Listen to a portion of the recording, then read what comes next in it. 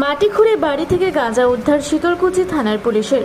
ফের গাঁজা উদ্ধার শীতলকুচির মাঘপালা থেকে। বাড়ির উঠোনের মাটি খুঁড়ে বাড়ি থেকে গাঁজা উদ্ধার করল শীতলকুচি থানার পুলিশ।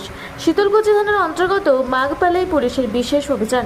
বাড়ি থেকে 33 কেজিরও বেশি ওজনের একটি বস্তা এবং বাড়ির উঠোন খুঁড়ে মাটির নিচ থেকে গাঁজা ভর্তি একটি প্লাস্টিকের বিশাল আকৃতির ড্রাম উদ্ধার করল পুলিশ। কোচবিহার থেকে আবির সিংহের রিপোর্ট, রূপসী বাংলা মিডিয়া।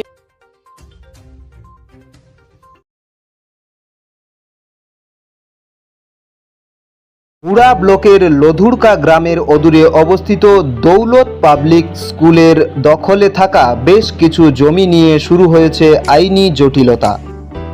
1197 দাগের যে বেলাবহল মৌজা এবং 2239 দাগের যে লধুরকা মৌজা, এই দুটো জমি আপনারা প্লিজ কেউ কিনবেন না, কারণ আপনারা বিপদে পড়তে পারেন, আইনি একটা লড়াইতে পড়ে যেতে পারেন। জমিটা একদম ডিসপিউটেড, ফলে একটু সাবধানে থাকবেন।